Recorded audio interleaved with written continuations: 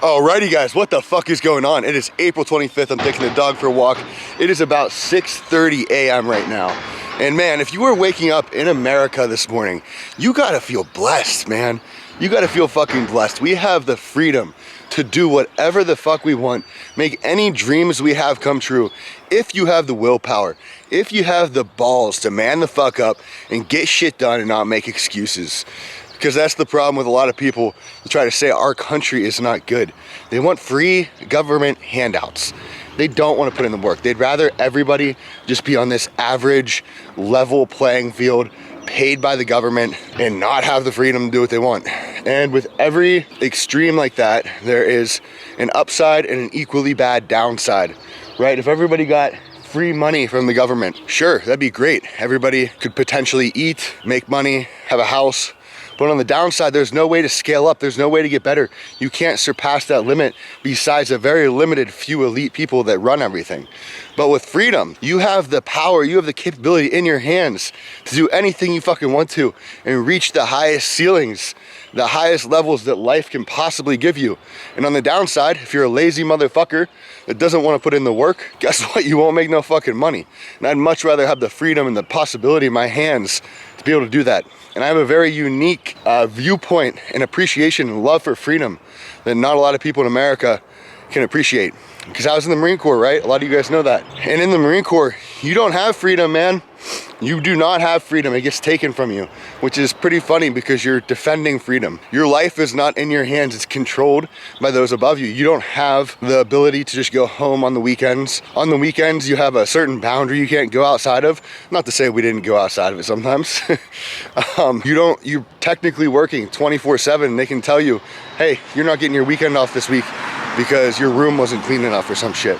Or if somebody just doesn't like you, they can fuck you over like that. And the people above you completely control your lives. You don't have the freedom to do what you want and say what you want. And so, whenever I got out of the Marine Corps, the number one thing that I realized was I'm not working for anybody fucking else, man. I'm working for myself. Because I'm never having any inch, I'm not having an ounce, I'm not having an inch of my freedom taken away ever again. And that is why I fully support freedom of speech and people's free right to do whatever the fuck they want. Because I've had that shit taken and it's not good. But in today's video, I am going to be going over what makes a high value man, right? Because that is a topic that a lot of young men are talking about today with Andrew Tate and all that stuff, wanting to be a high value man. And a lot of people have a pretty big misunderstanding about what makes a high value man. They just relate it to finances, but that couldn't be any further from the truth because that is not the only thing that makes a high value man. But I will be talking about that later in the video. We're gonna be hitting a full arm day today as well. It's gonna be a badass video and I'm very excited for it. But right now I am going to finish up the walk with Coda Boy here. We're gonna go back, drink our coffee, read the Bible, journal, do our cardio, eat breakfast. I'll probably record some shit along the way. Any random ass thoughts that my ADHD brain has throughout the day. You know, I just like to record and let you guys know what I'm thinking, my thoughts, any tips I can come up with. And yeah, then we'll get on with the video. Let's fucking go, man. Not gonna lie, I thought today was Saturday, so I thought it was arm day, but I just realized today's Thursday, so it's a rest day. A little bit more sad because that means less carbs today since we're on the rest day meal plan, but it is what it is. Still gonna get the fuck after it. That's what happens whenever you have a job that you love and you work for yourself. You start to lose track of the days because you don't have a weekend. Every single day you're putting in the same amount of work, and that's the best way to utilize freedom to your best advantage, is not having a weekend, just making every day another day to get the fuck after it, right? Because think about it, a lot of people, they want to build habits, they want to stick to a diet, they want to wake up earlier, start a business, whatever it is. But then on the weekend, they go and they wake up later. They use it as an excuse to go out drinking and to be lazy and not put in the same amount of work and effort. So how the fuck do you expect to build a habit whenever you're doing it 5 days out of the week, and then after that 5 days, you completely lose all of your discipline and go off track? You're not gonna build a habit like that. And sure, at first it fucking sucks. The weekend is something you look forward to, but in the long run it pays off. You know, nothing in life that is good or great doesn't come with some kind of trial or tribulation that you have to go through first. You got to get through the adversity and the hard time to get to the place you want to be. Because going through the trials and tribulations and the adversity is what builds your mind up to be capable of handling that greatness. It's kind of like the story in the Bible where through Moses, God led the Israelites to the promised land away from the Pharaoh. They had to go through this desert and they went through a lot of struggles and trials and tribulations, and all along the way, the Israelites we're complaining. Maybe we should have stayed with Pharaoh. We had food there, we had water there. It wasn't as hard. But God knew he couldn't just hand them the promised land, because then they wouldn't respect it. They wouldn't know how to handle it. They wouldn't know how to use it. So he put them through these trials and tribulations, these struggles along the way. So whenever they got there, they could have their respect for it because they earned it. And that's just like life. That's just anything with life. You got to go through the struggle and the pain in order to get the thing that you want. Man, dude, today is just one of those days where the depression is just, it's hitting fucking hard today. I feel like laying in bed all fucking day and sleeping the entire day away. Like, people don't understand depression isn't feeling like sad or negative, really. It's feeling like nothing. Everything just feels pointless and worthless. And that's almost worse, because if I was sad or mad or upset, I could use those emotions as like fuel to push myself to work harder. But the feeling of nothingness, of pointlessness, it's nothing. And it makes everything just feel worthless. Like taking my dog out to walk or even recording this video, like it feels 10 times harder than it normally would to do, because it just feels pointless. And I hate bringing this up to begin with, because it sounds like I'm victimizing myself, or, I'm wanting like a pat on the back. Come on, man, no. I despise that shit. I hate that shit. All right, that's why I don't even like talking about it to begin with. But the reason that I do still bring it up is because I know there's a lot of young guys out there that deal with it. And they'll see someone like me and see that I've been pretty successful so far and everything. And it's very easy to convince themselves and make the excuse that, well, he was only able to do that because he's always motivated. Or he was only able to do that because he doesn't feel like I do mentally. He doesn't go through the mental struggles that I go through. And then convince themselves that because they feel that way mentally, that they aren't capable of doing the things that they want to do. But I'm telling you right now that I do not always feel motivated. I do not always feel like doing the shit I'm doing. It doesn't matter how good things are going. I get hit with these waves sometimes where it's just, for a day, weeks, or months, where everything feels absolutely fucking pointless. But I still do the things I have to do. Sure, I might not get as much extra shit done during the day, but the core things I need to get done, they get done. I get my meals in. If I have to work out that day, I get my workout in. If I have stuff to do for my clients, I get that done. I post my TikToks, my Instagram reels, all that bullshit, because I have a whiteboard of the critical tasks that need done for the day, that it doesn't matter how I'm feeling, it doesn't matter if it feels pointless, they just get done. And so there's ways that you can still get the shit done you need to get done, even whenever you deal with these mental issues. Damn, my shoulder's hurting from holding this camera up. But I've dealt with this for a lot of my life, and I used to let it hold me back. But along the way, I've found, a lot of different methods that work for me to still accomplish my goals and still get the things I need to get done, even when I'm feeling like this, and different ways to make these periods not last as long, and to try to, mitigate them as much as possible. If you allow it to take over your life and stop doing the things you need to do, then it's gonna last longer, because then you're gonna start to have a reason to be depressed. And that's the thing not a lot of people understand, is there's a difference between circumstantial depression and depression. Circumstantial depression is when there's a logical reason for being depressed. It's your circumstances, things you can change and work on. But actual depression, like as a diagnosis, as a mental disorder, it just happens for no fucking reason, man. It's just, the chemicals in your brain or some shit. And like, that sucks. It really does, because there's no reason for it. Like right now, everything in my life is fantastic. It's great, really, to be honest, when I look at it objectively. So whenever I get the feeling like this, even though everything's going great, if it's for a prolonged period of time, you start to think like, shit, does it not matter how much I accomplish, how much I get done? I'm still gonna feel like this, and it makes you drive even further in that hole. But you need to remember that you won't always feel like this. You might have periods along the way, but like I said, there's things you can do to mitigate it. But yeah, I just wanted to let you guys know in case I'm not as energetic in this video or something, but I'll definitely be making a full video, going over depression, anxiety, how to deal with it, things you can do to help mitigate it, and stuff like that. If you're going through it, man, just know you can grow through it and not just go through it. You can push yourself during these times, and because things are 10 times harder to get done while you're dealing with it, it's gonna make you even more mentally strong, so whenever you are back to feeling like your normal self, the things you gotta get done are even easier. I'm gonna finish this walk, and then I have some client applications that I've been putting off today that I need to get back to, even though, that's like money sitting there. I just don't feel like doing it, but we're going to, because I know I need to do them. So I'll see you guys in a bit. Alrighty guys, so we are heading to the store right now because I am out of dog food, and not only dog food, but also we need to get more food for the week. So if you watched my full day of eating, or the one where I went grocery shopping, I don't remember which one that was, I spent about 160 bucks. So after this little grocery haul, we'll probably be at about $200, $220 a week for food. That's almost $800 in groceries a month for this growing phase, which is pretty fucking crazy. Bodybuilding is not cheap, that's for fucking sure. It's definitely, you gotta be making some bread to be able to do it. Now, are there definitely ways to bring down the costs? Yes. I buy like all the organic shit and all that stuff that's more expensive. So we're sitting at about 188 pounds as of this morning, 7 weeks into the growing phase. We're on the 8th week. It's been 7 full weeks total. So, you know, that's up from 174 pounds, which is about 2 pounds a week on average that I've put on. It's important not to be delusional and to realize that you're not going to continue putting on 2 pounds a week, because since that's on average, whenever you go from a cut and a big deficit, you know, your body doesn't have much your body doesn't really have any carbs or water or anything in it.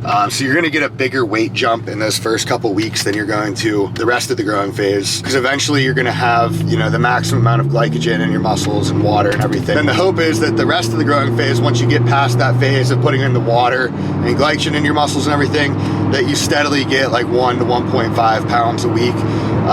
Because obviously a little bit of that will be fat, but if you do things right and you're not into some crazy huge surplus and you're following a meal plan and everything, you'll be putting on much more muscle than you will be fat and maintain a good body composition. But circling back to the weight gain and everything, like I said, it's not going to continue to be 2 pounds a week, because those first couple weeks of a growing phase, your body's filling back up with glycogen, it's filling back up with water, and it's adding on that extra weight that isn't really muscle, isn't really fat, because you were in such a steep deficit and so lean, and your body's just getting back into that normal state where it has the water and glycogen and the muscles and everything. So initially you're gonna gain a decent bit of weight. Some people will put on, you know, 10 pounds of water and glycogen in their muscles in the first like week or two. But it's important not to try to keep up with gaining that much weight, because a lot of guys will beat themselves up after that and be like, oh, I need to keep this up. I need to keep putting on this crazy amount of weight, or else I'm doing the growing phase wrong and I'm missing out on gains. If you don't realize that that's just water and glycogen, you actually in a growing phase, you want them to slow down. You don't want to continue at that pace, because you're going to end up, like I said, putting on way more body fat than you need to, and then that's going to cause you to be more insulin resistant, which in turn is going to be less muscle gained during that growing phase than if you were more insulin sensitive. And then it's going to lead to you having to do an even longer cut whenever you go to do your cut to bring insulin sensitivity back, which will take away from time you could be spending growing. So I know this just can't be me, right? I just got out of the grocery store. By the way, it was $120 fucking dollars. Fuck me. But there are people in there that I don't know if they're retarded or they just completely lack any sense of situational awareness or emotional intelligence, or both maybe.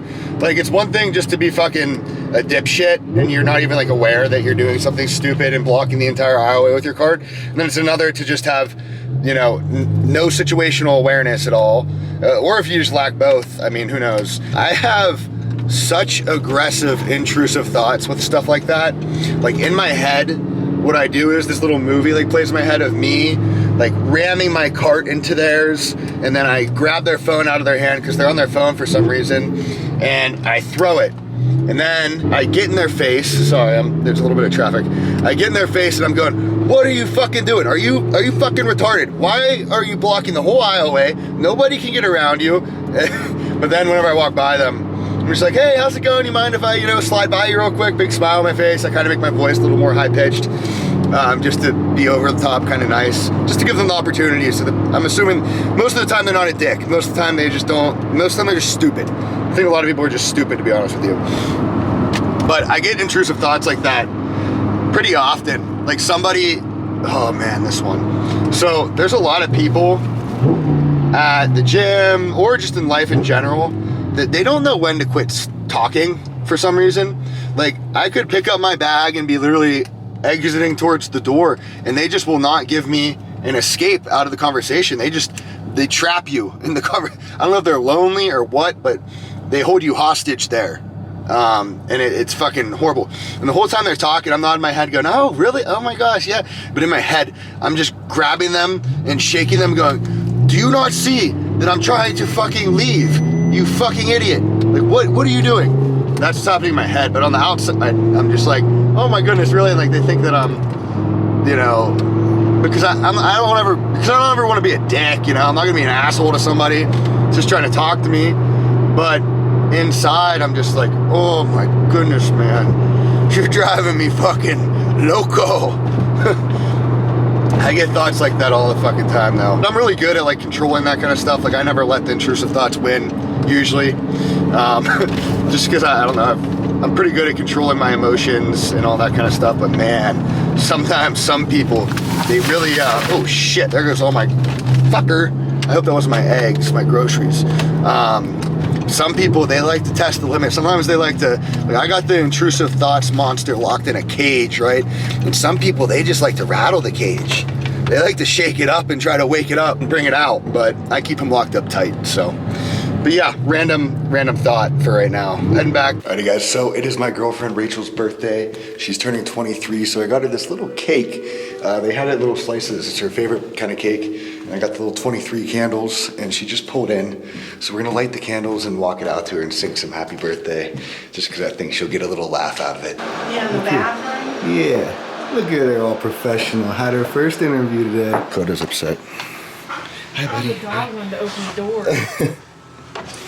All right, so now the moment you guys have all been waiting for, what makes a high value man? Now, I personally think that I have a different definition of a high value man than most people, because I think a lot of people just attribute a high value man to your social status, your financial status, and your physical appearance. And now that might be a high value man to a guy that's just trying to get as much pussy as he can, right? But in my opinion, a high value man's goal is attracting and keeping a high quality woman, AKA wifey, which is gonna be a lot different than the type of guy that's going to attract just a bunch of hoes that he can fuck. Now, the first aspect that goes into what makes a high value man that can achieve this is your financial status, because a girl that is going to make a good wife is gonna want a man that can support her financially. So depending on your financial status, this bar will be filled up wherever you lie. If you're living in your mom's basement, not making any fucking money, then it's gonna be a big fat 0. But if you're the top 0.01% of your age group, then it's going to be at fucking 10, all the way up here. And something to keep in mind is,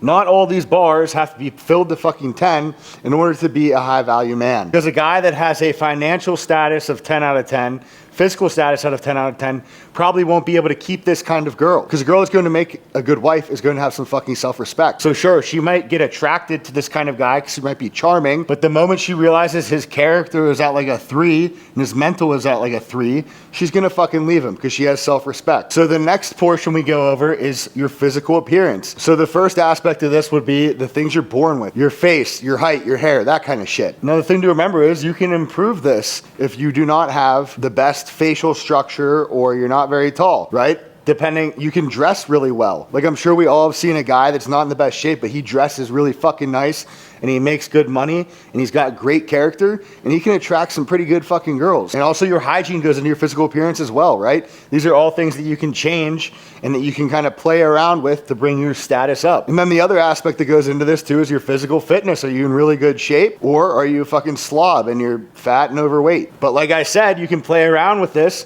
and you can do different things to bring the level up. Maybe you're not in the best shape, but you dress really well, get a fresh haircut, and you wear really nice cologne and you wear a nice watch. That's gonna boost you up past the guy that's in super good shape but has poor hygiene and looks like shit. Maybe you're in decent shape but not the best shape, but you dress really fucking well, get a haircut, you smell good, wear a nice watch.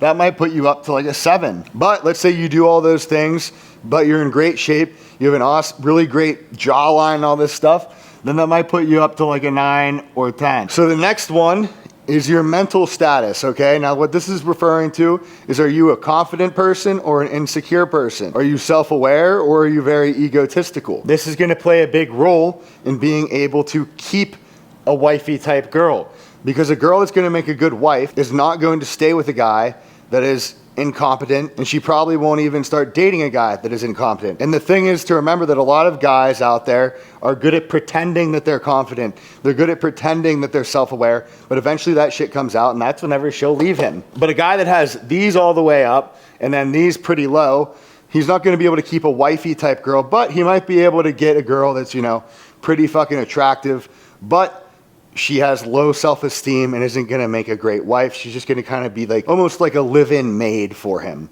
right? He's not gonna have a passionate love for her. Now, let's say you're somebody that's very self-aware, you're aware of your insecurities, and you're working on them and becoming a better man, and you're also really confident. That's gonna put you up at like an 8. because almost nobody is at a 10 on this. Everybody's working on something, but you can continuously improve that. So these all kind of play around with each other as well, because if you're lacking in the physical area and financial, you're just kind of mid, but you're really great mentally, you have high confidence, and you're a very self-aware guy, you don't get very insecure and offended by shit, you can get a pretty decent girl. We all know that guy that's kind of overweight. He dresses all right, and he's doing all right financially, but he's extremely confident and can talk to fucking anybody, and everybody loves him, and he gets laid pretty often. And lastly, we have your character. Now, what goes into character is your discipline, your work ethic, your morals and values, your mental toughness. Are you a nice person or a dickhead? So if you're the kind of man that has a lot of discipline, a lot of work ethic, really great morals and values, you got this up to like a fucking 8, but you're not really that well off financially, you're still gonna be able to attract a girl like this because she's gonna see, because of your character, that you have the potential of bringing this up. Oh, also your ambition goes into this. And lastly, your capability. So if you're a guy that's kind of below average financially, you're all right physically, but you have good mental status and you have great character, then she's gonna see the potential in you to be able to bring the finances up from low, kind of mid area up to high, because you're ambitious, you work hard, and you're disciplined. So discipline is obviously your capability of doing things that need done no matter how you're feeling. Your work ethic is your ability to work hard at whatever you're doing and give it your fucking all. Your morals and your values, these are extremely important. Do you think that cheating is okay, or are you strongly against that? Do you have things that you're willing to die for and that you truly believe in? Your mental toughness goes hand in hand with your discipline. It's your capability of doing the things that you need to be disciplined in. Your personality is obviously, are you a nice person? Are you a dickhead? Are you generous? That kind of stuff. And your ambition, that's your desire to grow and become better. And your capability has a lot of different things to go into it. Your capability for providing, your capability for supporting emotionally and physically, your capability for protecting. How capable are you as a man of doing anything? So as you can see with these, they don't need to all be topped out.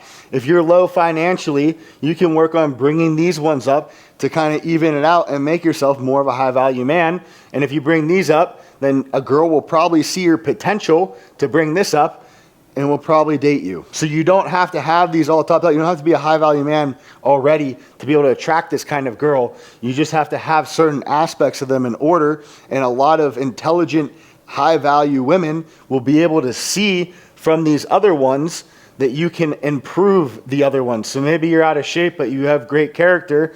Then she'll be able to see that you're going to eventually want to get in shape, and that you have the discipline and mental toughness to be able to do so. And also the mental toughness, ambition, and discipline to be able to grow financially too. A lot of guys are under the impression that you have to be a high value man already before you start dating. If you have certain aspects of these already in order and pretty high up, you don't have to be a high value man just yet, because a girl that could make a good wife that's smart will be able to see that you're going to become a high value man. And the type of girl that's going to make a good girlfriend or a great wife is going to help you on that journey. She's going to support you on that journey. She'll be there for you mentally, physically, emotionally, and she'll be one of your number one drivers to improve this ambition and make you want to get better for her, so that you can provide a better life for her.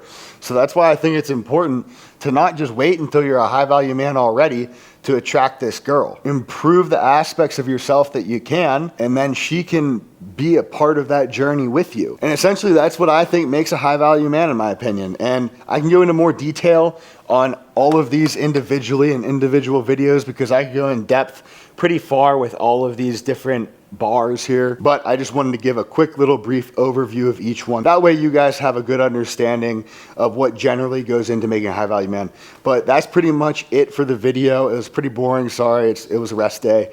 But tomorrow's video should be pretty good and be going over depression, how to deal with it, and all that good stuff. So I'll see you guys then.